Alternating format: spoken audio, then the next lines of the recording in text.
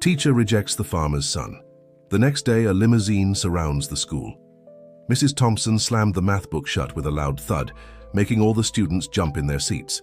Her eyes locked onto little Matthew, who was once again staring out the window, doodling something in his notebook that certainly wasn't the lesson she had written on the board. Matthew Baker. Her voice cut through the silence of the classroom like a razor. This is the third time today I've caught you daydreaming. Come up here now. The 9-year-old boy rose slowly, his straw hat hanging on the chair and his simple clothes standing out against the pristine uniforms of the other students. With hesitant steps, Matthew walked to the front of the room, still clutching his notebook to his chest. "Give me that," said Mrs. Thompson, snatching the notebook from the boy's small, calloused hands. "What are these scribbles? Numbers and more numbers that have nothing to do with our lesson." She turned the notebook so everyone could see the pages filled with calculations. Muffled laughter filled the room. Matthew's face burned with shame, but he stayed silent, staring at his feet. "This is a school of excellence, not a playground for farm workers' children," the teacher continued. "I want your father here tomorrow, first thing. And know this, you're getting a failing grade in behavior this month." Matthew just nodded, holding back tears. Mrs. Thompson, satisfied with the public humiliation, pointed to the last desk. "Go back to your seat and try to pay attention for once, and I don't want to see that ridiculous hat in my classroom again." When class ended, while the other students rushed to meet their parents in comfortable cars, Matthew walked alone down the dirt road. 5 miles separated the school from the small farm where he lived with his father. His steps were slow as he thought about how he would break the news to Mr. James. Sunflower Farm wasn't large, but it had sustained the two of them ever since Matthew's mother had passed into the spiritual realm 3 years earlier. Mr. James took care of everything alone, the crops, the few animals, the simple house, and yet he insisted his son attend the best school in the area. When Matthew finally arrived, the sun was already setting on the horizon. He found his father feeding the chickens, his rough hands working swiftly. James Baker was a man of few words, but his eyes always lit up when he saw his son returning from school. "So, champ, how was your day?" he asked, ruffling the boy's light hair. Matthew bit his lip, staring at the ground. "The teacher wants to talk to you tomorrow," he said quietly, handing over the crumpled note Mrs. Thompson had written. Mr. James wiped his hands on his worn-out pants before taking the paper. As he read, his face remained impassive, but a small crease of worry formed between his eyebrows. "It's fine," he said finally, folding the note. "We'll take care of it first thing tomorrow." That night, after Matthew had gone to bed, James stayed at the kitchen table under the dim light of the oil lamp. He opened a locked wooden box kept high in the cupboard. From inside, he pulled out documents, photographs, and a cell phone he rarely used. With a deep sigh, he made a call. "Paul, it's James. I need a favor for tomorrow morning." The next morning, Mrs. Thompson waited impatiently in the meeting room. Principal Helen, curious about the case of the troublesome boy, had decided to join. Both expected to see the rough, ill-mannered father who had raised such an inattentive son. "He must be illiterate," the principal remarked, straightening the papers on the table. "These country workers can barely sign their names. I don't understand why they insist on enrolling their children in our school when there are more suitable countryside schools for them." Mrs. Thompson nodded, feeling validated in her irritation with the boy. "That kid just holds my class back. Always distracted, always scribbling those meaningless numbers." The sound of an engine interrupted the conversation. Through the window, they saw a black limousine park in front of the school. The driver, in an impeccable uniform, stepped out and opened the rear door. Students arriving for class stopped, mouths agape. A tall man in a well-tailored suit and subtle glasses stepped out of the car. Beside him stood Matthew, still in his simple clothes but without the straw hat. The man took the boy's hand, and they walked toward the school entrance. "Who could that be?" asked the principal, instinctively smoothing her hair and hurrying to the classroom door. When the two entered the meeting room, Mrs. Thompson couldn't hide her surprise. The elegant man before her couldn't possibly be the father of that troublesome boy from the countryside. "Good morning, ladies," he said in a calm but firm voice. "I'm James Baker, Matthew's father. I believe you must be Mrs. Catherine, and you must be the principal." Principal Helen nearly dropped her glasses in surprise, quickly extending her hand. "Yes, I'm Helen Fields, the principal of this institution. It's a pleasure to welcome you, Mr. Baker. Please have a seat." James motioned for Matthew to sit, and then took the chair beside his son. His eyes, which moments ago had seemed friendly, now carried a seriousness that made both women straighten in their seats. "I've been informed my son is having trouble at school," he said. "I'd like to understand exactly what the situation is." Mrs. Thompson cleared her throat, trying to regain her composure. "Mr. Baker, your son constantly fails to pay attention in class. He scribbles meaningless numbers in his notebook and slows down the class's progress. I strongly recommend considering transferring him to a school more suited to his background." James's expression darkened. "My background, ma'am, and what would that be in your opinion?" The teacher swallowed hard, realizing she'd stepped onto dangerous ground. "Well, I mean, the distance from Sunflower Farm, the fact you live so far away. It must be hard for the boy to keep up with his classmates. Thinking of his well-being, of course." James studied the teacher for a moment, then turned to his son. "Matthew, why were you drawing those numbers in your notebook yesterday?" The boy, who had kept his gaze lowered until then, looked up at his father. "I was trying to solve that problem we saw in your book, about quadratic equations. I thought I could do it after finishing the assignment, but—" "Wait," interrupted the principal. "Quadratic equations, that's 9th grade material, not 4th. James smiled softly at his son before turning back to the women. "Ladies, I believe there's been a serious misunderstanding. Matthew wasn't meant to be inattentive in class, and I'll ensure it doesn't happen again." He paused, adjusting his glasses. "However, I'd like to make one thing very clear. My son will remain at this school." Principal Helen, seeing the chance to gain an influential ally, completely shifted her tone. "Of course, Mr. Baker. We'd be delighted to continue educating young Matthew. Perhaps we could even create a special program considering his unique abilities." James shook his head. "That won't be necessary. Matthew needs to interact with children his age and follow the standard curriculum.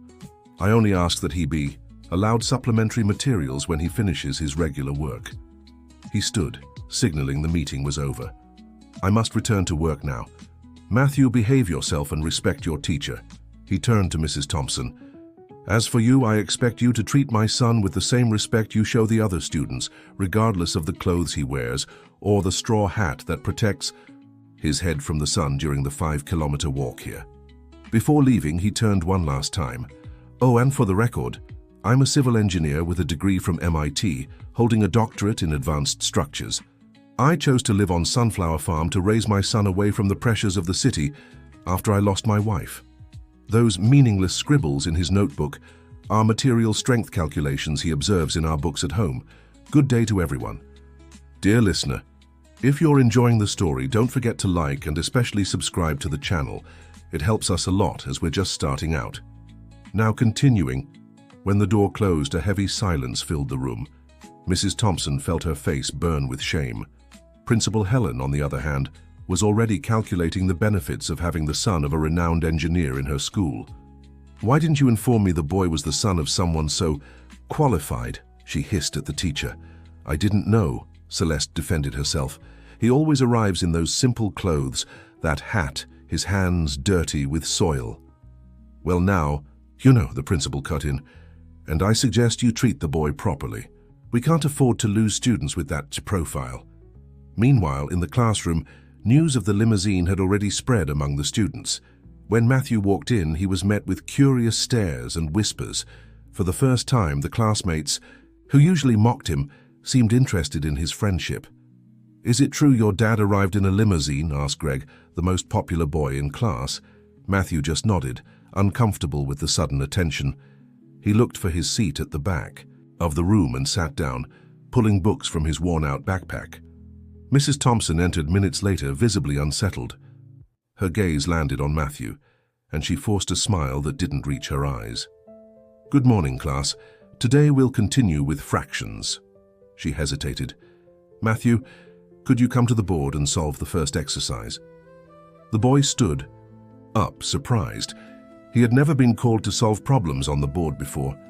With uncertain steps, he walked to the front and took the chalk the teacher offered.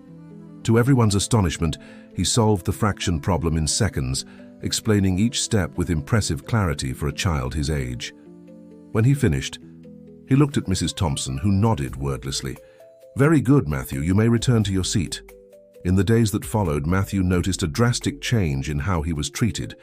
Principal Helen called him to her office for friendly chats, asking about his father and his interests. Mrs. Thompson, though less enthusiastic, stopped criticizing him and occasionally left advanced books on his desk. At recess, Matthew still kept to himself. Despite his classmates' sudden interest, he preferred the company of books or his only friend, Charlie, the school cook's son, who also came from a humble family. "They only want to be your friend because of your dad," Charlie said as they shared a snack under a tree. "It's always like that," Matthew shrugged. "It doesn't matter. They'll forget soon enough, and everything will go back to normal." But he was wrong.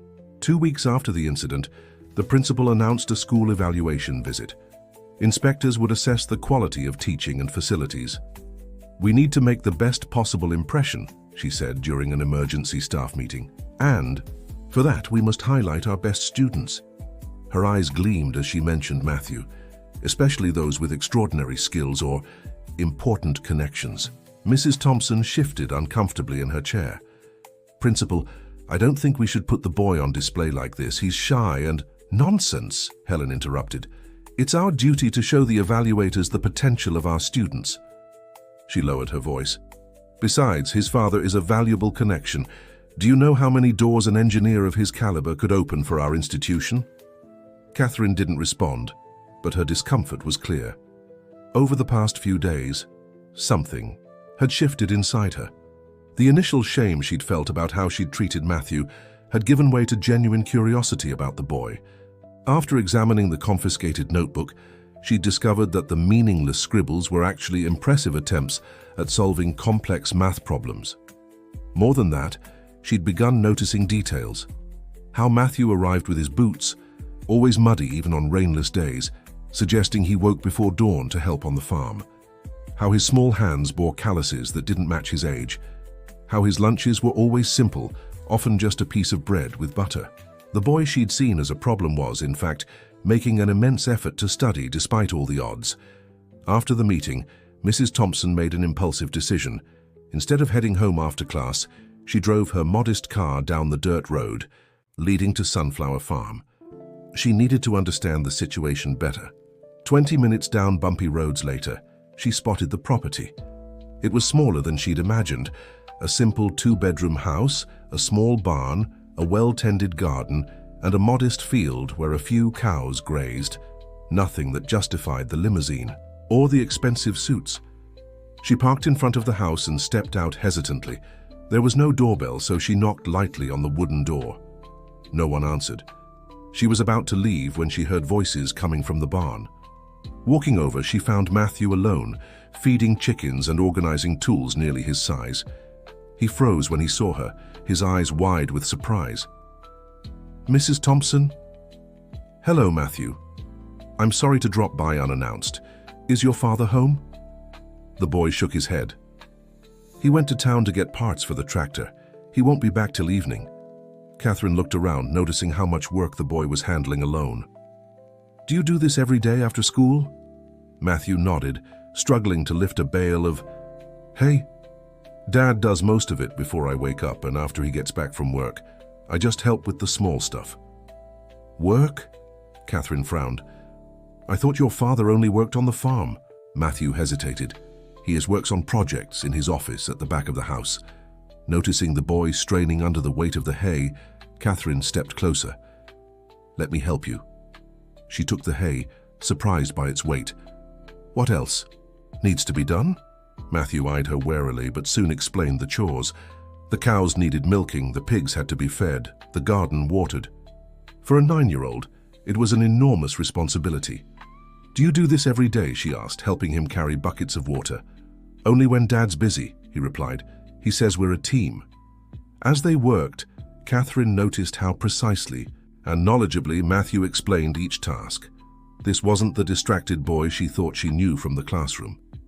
"Why don't you pay attention like this in school?" she finally asked. Matthew shrugged, avoiding her gaze. "The lessons are too easy. I've known how to divide and multiply since I was 6. Mom taught me before she left."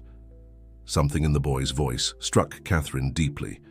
She knelt to meet his eye level. "I'm sorry about your mother, Matthew.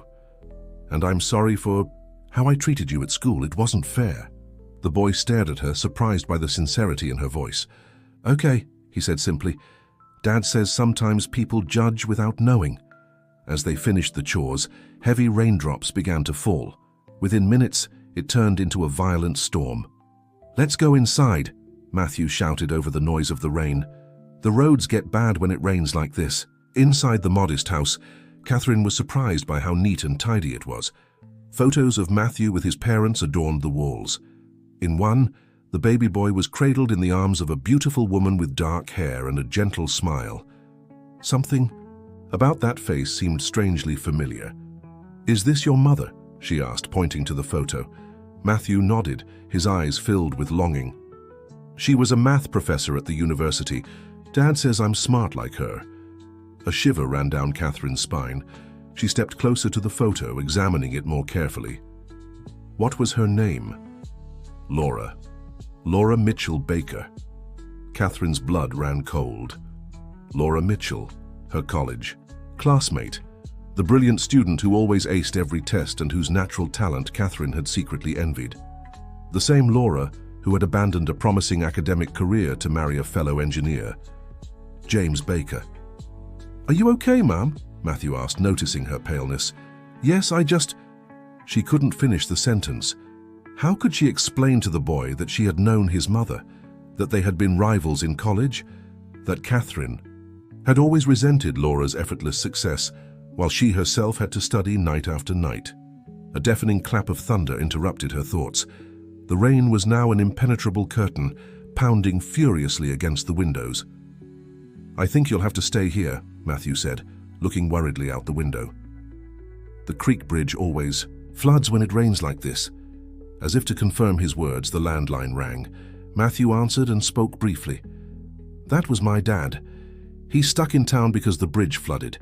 He said to prepare the guest room for you, and that he'll try to come back early tomorrow."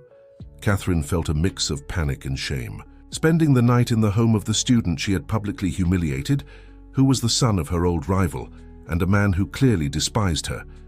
It was a nightmare. "You don't have to worry," she tried to argue. "I can try to leave before it gets worse." Matthew shook his head with a seriousness beyond his years. "It's not safe. The creek rises fast and the current sweeps cars away. It's happened before." Realizing she had no choice, Catherine nodded in defeat. "All right. Thank you, Matthew." The boy smiled, looking far more at ease here than at school. "I'll make dinner. Make yourself comfortable." "You cook?" she asked, astonished. "Just simple stuff. Dad taught me after she left." As Matthew moved confidently around the small kitchen, Catherine wandered the living room, examining the photos and books on the shelves. There were volumes on engineering, advanced math, and literature in multiple languages. Nothing that suggested an ordinary farmer. A slightly ajar door caught her attention. She pushed it open gently, revealing an impeccably organized office. A modern computer, technical blueprints spread across the desk, and on the wall, framed diplomas and patent certificates. Hers, Dr. James Baker, Ph.D. in Structural Engineering, MIT, National Award for Technological Innovation, International Patent, Microstructure System for Construction in Seismic Risk Zones. Catherine's jaw dropped. James Baker wasn't just a qualified engineer. He was a leading figure in the field with international recognition. Why would a man like that choose to live as a simple farmer, far from everything? "Ma'am?" Matthew's voice startled her. "Dinner is ready." Quickly, she left the office, feeling like an intruder. At the simple table, Matthew served a vegetable stew with rice. They ate in silence for a few minutes until Catherine could no longer contain her curiosity. "Matthew, why do you live here? Your father could be working at big companies, making a lot of money." The boy chewed slowly before answering. Mom loved this place. It was her grandma's when she got sick. His voice faltered slightly. She asked Dad to raise me here, away from the stress of the city. He promised her. The boy paused, playing with the food on his plate. Dad still works, you know. He does projects on the computer and sends them to companies.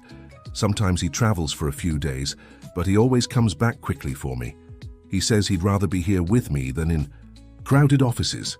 Catherine felt a lump in her throat. She had judged that family so harshly, based only on appearances. What about the limousine, she asked, remembering the luxurious vehicle. Matthew chuckled. That's Uncle Paul's, Dad's business partner. He insisted on lending it to teach that snobby school a lesson, as he put it. Dad usually drives our old pickup truck. After dinner, Matthew showed Catherine the guest room, small but clean and cozy. As she was about to say goodnight, she noticed a notebook on the desk in the boys' room. Are these your calculations? She asked, pointing to the notebook. Matthew hesitated, but then nodded. May I see? The boy took the notebook and handed it to the teacher. Flipping through the pages, Catherine was truly impressed. These weren't meaningless scribbles as she had thought, but methodical attempts at solving complex math problems. Some were correct, others had small mistakes, but all showed reasoning far beyond the boy's age. This is incredible, Matthew. Where did you learn all this? From Mom's books. He pointed to a small shelf in the corner. Dad says I have her mind. Catherine returned the notebook, feeling a mix of admiration and shame. You know, Matthew, I knew your mother, she finally said. The boy's eyes widened. You did? Yes, we studied together in college. She was brilliant, the best in our class. Dad always says that, he replied, pride in his voice, that she was the smartest person he ever knew. And he's right. Catherine hesitated before continuing. Matthew, I'm sorry for how I treated you at school. I was unfair and prejudiced. The boy studied her for a moment, a disarming maturity in his young eyes. It's okay, Mom. Dad says we all make mistakes. What matters is learning from them. At that moment, Catherine felt an emotion she hadn't experienced in a long time. Genuine humility in the face of wisdom coming from a child's lips. Your father is a wise man, Matthew, and you're lucky to have him. I know, he said simply. Good night, ma'am. Good night, Matthew. Alone in the guest room, Catherine couldn't sleep. She thought of Laura, her old college classmate who had always tried to be her friend despite the academic rivalry Catherine had imposed. She thought of how she'd rejected that friendship out of pride and envy. And now, by a twist of fate, she was staying in the home of Laura's widower after publicly humiliating their son. The shame was almost unbearable. Through the window, she saw the rain still falling relentlessly. She was trapped there, confronting her own prejudice and the consequences of her actions. The next morning, she woke to the smell of fresh coffee. Entering the kitchen, she found not only Matthew but also James, who had just arrived. He stopped speaking as soon as he saw her, his face unreadable. Good morning, Mrs. Baker. I didn't expect to find you here. Good morning, Mr. Baker. I apologize for the intrusion. I came to visit Matthew yesterday and ended up stuck because of the rain. She helped me with the animals, Dad, Matthew chimed in. And she knew Mom in college. James raised his eyebrows, studying Catherine more closely. Really? You studied with Laura? Yes, we got our math degrees together. She hesitated. She was exceptional. Everyone knew she'd have a bright future. Something in James's expression shifted. Catherine Wilson. Now I remember. Laura mentioned you sometimes. Catherine's stomach dropped. What could Laura have said about her? About her competitiveness, her jealousy? She said you were the most determined person she knew, James continued. That she admired your persistence. It wasn't what Catherine expected to hear. Laura admired her, after all the resentment Catherine had shown. The roads are still bad, James said, changing the subject. But I can take you back to town in the truck after breakfast. Thank you, and I'm sorry again for the trouble.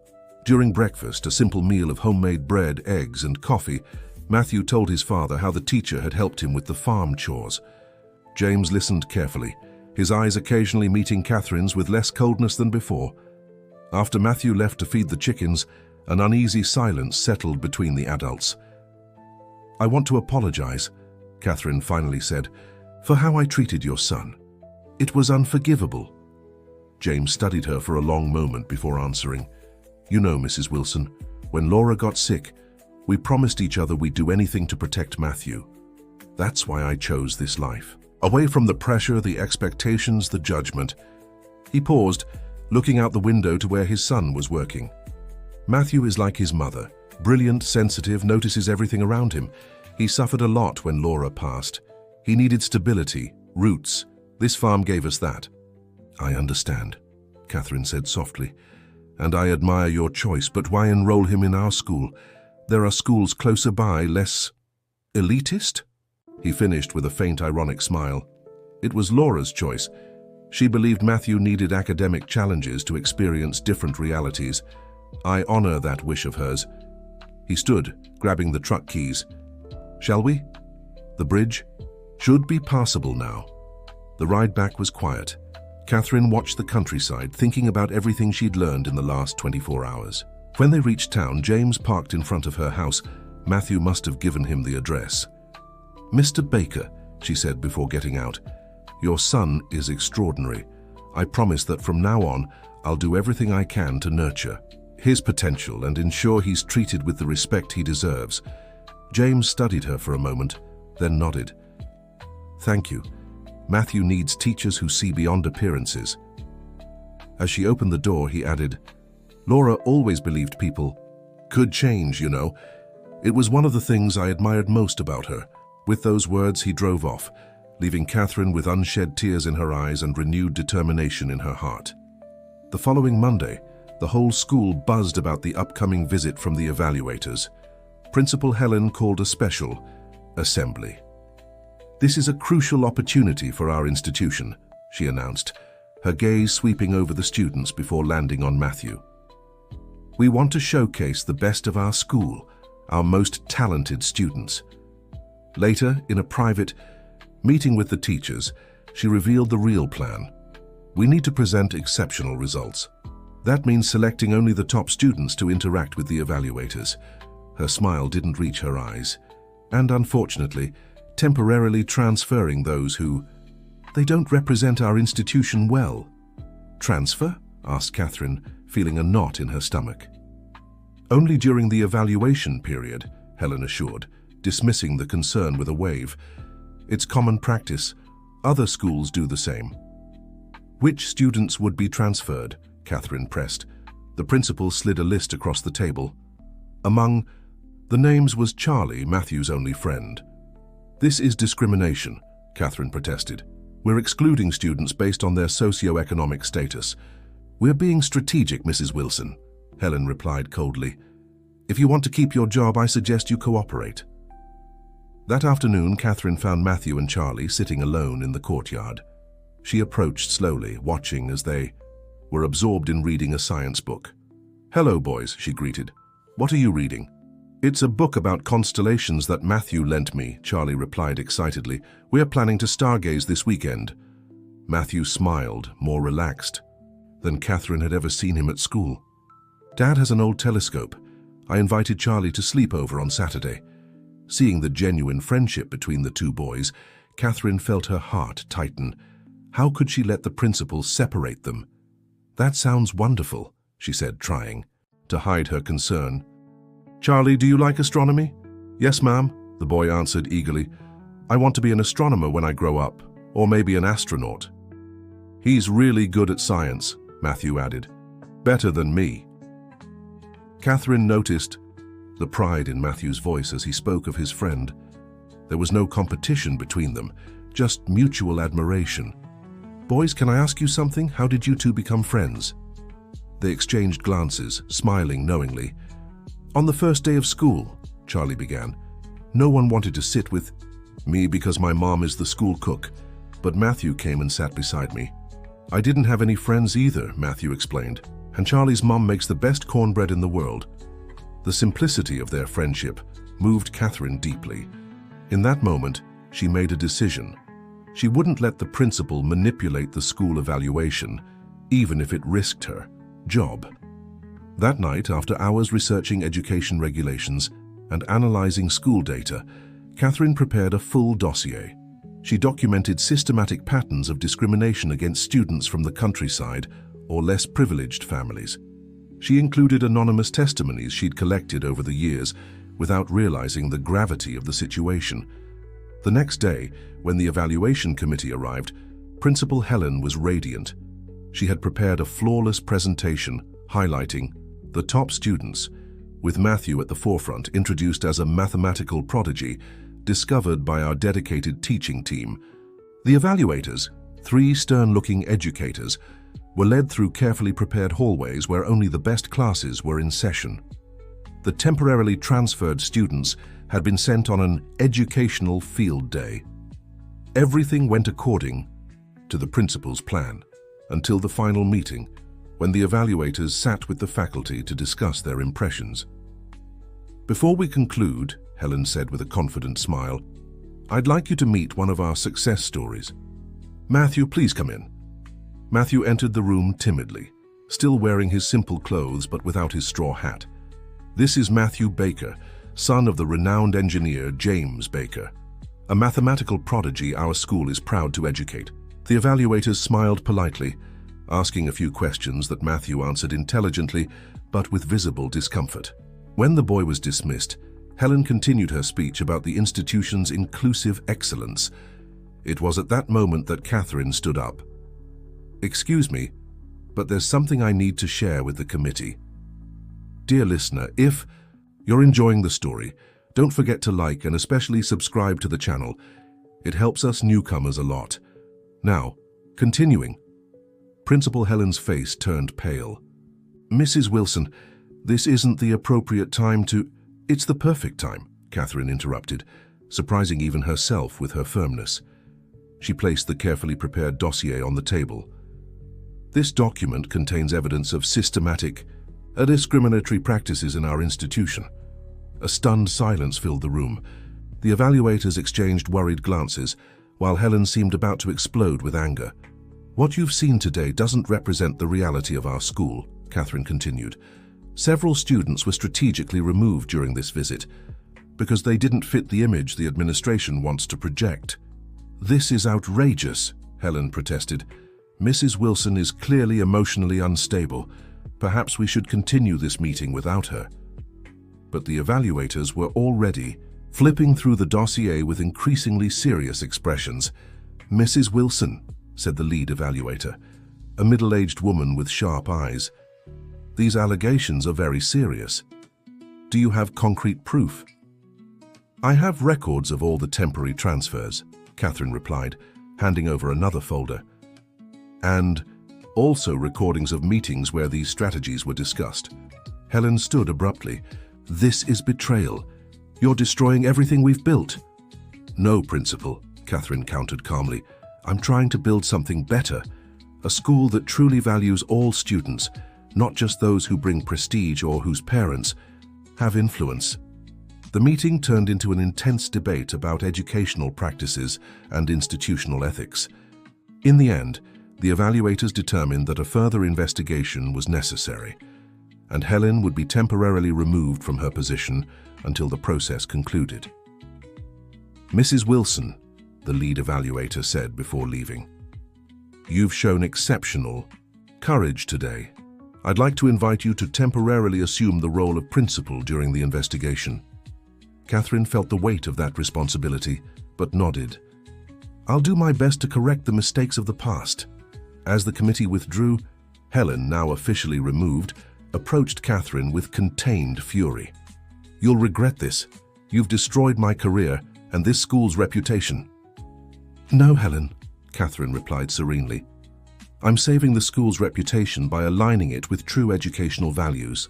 These walls weren't built to divide, but to shelter and nurture knowledge for everyone." That same afternoon, Catherine faced the difficult task of explaining to the teachers what had happened. To her surprise, many expressed relief and support. Apparently, Helen's discriminatory practices had bothered more people than she'd realized. "What happens now?" asked one of the senior teachers. "Now, we rebuild," Catherine answered. "We bring back the students who were unjustly removed and create a truly inclusive environment. Her first act as interim principal was to call the parents of the temporarily transferred students, explaining the situation and inviting them to return immediately. Then she organized a general assembly for the next day. When she arrived home that night, exhausted but determined, she found a surprise at her door. James Baker, waiting with a puzzled expression. "Mr. Baker, what are you doing here?" "Matthew told me what happened today," he explained. "I wanted to hear your side of the story." Catherine invited him in, and as she prepared coffee, she recounted the day's events. "Just you risked your job to defend students you didn't even know," James observed when she finished. "It wasn't just for them," Catherine admitted. "It was also for Matthew, for Charlie, and for Laura." James raised his eyebrows. "Laura? She always advocated for inclusive education. She believed everyone deserved equal opportunities, no matter their background." Catherine paused, staring into her cup. "I think, in some way, I'm trying to honor her legacy, to make up for years of petty rivalry on my part." James studied her for a long moment. "You know what's interesting? Laura never saw you as a rival. She admired you, said you had a passion for teaching that few possessed." Catherine felt tears burning her eyes. "I didn't deserve that admiration." "Maybe not back then," James agreed gently. "But what you did today, Laura would have been proud." He pulled an envelope from his pocket and placed it on the table. "This is why the limousine was there that day. I was going to announce a donation to build a science lab at the school, accessible to all students. After that meeting with Principal Helen, I decided to reconsider." "And now?" Catherine asked, eyeing the envelope. A slow smile spread across James's lips. "Now, with you leading the school, I'm confident to move forward. But on one condition." "What?" "That it's a truly inclusive project, that students like Charlie have the same opportunities as everyone else." Catherine reached out, briefly, touching his hand on the table. "You have my word." In the months that followed, the school underwent a profound transformation. The investigation confirmed Catherine's claims, and Helen was permanently removed from her position. To everyone's surprise, Catherine was officially appointed principal. Her first project was implementing a mentorship program where students of different abilities and backgrounds worked together, helping one another. Matthew and Charlie became the first participants, leading a science study group that quickly grew popular. Construction of the lab progressed rapidly, with James personally overseeing the project. It became common to see him at the school now. No longer in the sleek suit from the limousine, but in his simple farmer's clothes, discussing educational ideas with Catherine. Gradually, a strong friendship blossomed between them. Catherine visited Sunflower Farm regularly, helping Matthew with advanced studies and occasionally pitching in with chores when James was busy with his engineering projects. During one of these visits, as they watched Matthew and Charlie assembling a small telescope in the yard, James made an unexpected proposal. "I've been thinking about a bigger project," he said. "An educational program to bring quality opportunities to rural schools across the region. I'd like you to lead it." Catherine stared at him, surprised. "But what about running the school? You could do both. The school would be the hub, the model to replicate." His eyes shone with enthusiasm. "Think of the possibilities, Catherine. How many talents are hidden in those rural schools, just waiting for a chance?" The idea was bold but deeply aligned with everything Catherine had begun building. "It would be a huge challenge." "The best projects always are," he replied with a smile.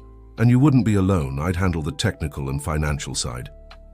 Watching the boys, now completely absorbed in their project, Catherine felt a growing certainty within her. "Yes," she said finally. "Let's do it." The Seeds of Knowledge project was officially born 6 months later, with a launch event that brought together educators from across the region. To Catherine's pride, it was Matthew who opened the ceremony, sharing his own story and how education had changed his life. "My mother used to say that knowledge is like a seed," he explained with surprising ease for his 10 years. "It needs fertile soil, water, sunlight, and care to grow, but above all, it needs a chance." Looking at the boy she had once publicly humiliated, now confident and eloquent, Catherine felt her own transformation ran even deeper than the school's. From the audience, Charlie cheered enthusiastically for his friend, while James, seated beside Catherine, smiled with unmistakable pride. "He has his mother's gift for inspiring people," he murmured softly, "and his father's determination to turn ideas into reality," she added, feeling a comforting warmth as James's hand discreetly found hers. On the day of the science lab's inauguration, the entire school community was present. The same evaluator who had appointed Catherine as interim principal cut the ceremonial ribbon. "This lab represents far more than equipment and technology," Catherine said in her speech. "It represents our belief that every student deserves access to the best education possible, regardless of their background or socio-economic status." Her gaze found Matthew in the crowd, now proudly wearing the school uniform but still keeping his straw hat close, a constant reminder of his roots. After the ceremony, as guests explored the new space, James approached Catherine. "Laura would be proud," he said, "of you, of the lab, of Matthew, of all this." "You really think so?" she asked, still unsure at times whether she deserved such approval. "I'm certain," he replied, his gaze gentle. "You know, Matthew asked me something interesting last night." "What?" "If you could be a permanent part of our lives, not just as a principal or teacher, but as—" He paused, suddenly hesitant. Catherine felt her heartbeat quicken. "As what, James?" "As family," he finally said. "Matthew has grown attached to you. And I think I have too." Catherine looked at Matthew, who was playing with Charlie, showing off the new microscopes. The boy she had once considered a problem had become one of the most important people in her life. "I think I've grown attached to you both too," she admitted, her voice barely above a whisper. "More than I ever thought possible." James smiled, taking her hand gently. "So, how about we give this a chance? One step at a time." At that moment, Matthew ran up to them, his eyes shining with excitement. "Mrs. Thompson, Dad, come see what we found under the microscope." Catherine and James exchanged a knowing glance before following the eager boy. As they walked side by side, Catherine realized her life had transformed in ways she could never have predicted. From a rigid, prejudiced teacher, she had become an educator committed to equality and inclusion. From a lonely woman burdened by old resentments, she had found a new family in the people she least expected. And it had all started with a straw hat, a notebook of calculations, and a brave little boy who, even in the face of humiliation, had held on to his dignity. The journey hadn't been easy. There had been tears, confrontations, moments of doubt. But now, as she watched Matthew excitedly explain his discovery to Charlie and the other students, Catherine knew every obstacle had been worth it. "Thank you," she whispered to James. "For what?" "For giving me a second chance, for letting me be part of your lives, even after everything." James gave her hand a gentle squeeze. "Sometimes our mistakes lead us exactly where we need to be." In that sunlit space, surrounded by curious and enthusiastic children, they shared a moment of pure, simple happiness. A moment that would never have existed if a teacher hadn't rejected a boy in a straw hat, if a limousine hadn't surrounded the school, if a storm hadn't forced a hardened heart to look beyond appearances. And as Matthew looked at them with a radiant smile, Catherine knew she had found not just redemption, but also a fresh start, for her, for James, for Matthew, and for all the other straw hat boys who would one day walk through the gates of that school. The end. Did your heart warm up with Catherine and Matthew's journey? Tell us in the comments what touched your soul the most in this story of transformation and second chances. Leave a like and subscribe to the channel for more stories that restore our faith in human kindness. Dear listener, if you're enjoying the story, don't forget to like and especially subscribe to the channel. It means so much to us as we're just starting out. Now, back to the story.